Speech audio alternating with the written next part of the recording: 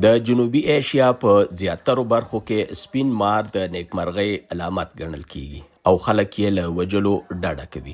خو په تایوان کې بیا خلک له سپین مار سره ډیر عقیدت لري او روان قمري کال چې د 2025 د جنورۍ له 9 پیل شوی ورته د مارانو کال ویل کیږي.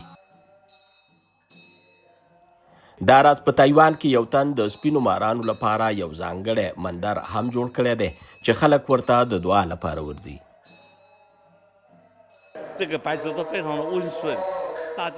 دا سپین ماران ډېر ښه خویونه لري. خلک دلته راځي او د برکتونو او دعاګانو لپاره دا ماران په غاړه کې اچوي. دا سپین مار بدمرغي لرې کوي او انسان ته نیکمرغي راوړي.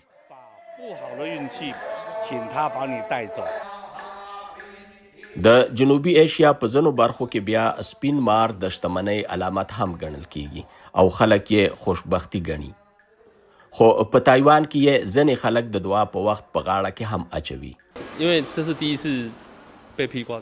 دا زما اول ځل دی چې په غاړه کې مې مار واچوو. په سر کې لږ ویرېدم. په عامه توګه خلک فکر کوي چې ماران زهرجن دي او انسانان چې خو زما په خیال دا مار خو ډېر ښه دی او زه هم ترې نور نه ویرېږم.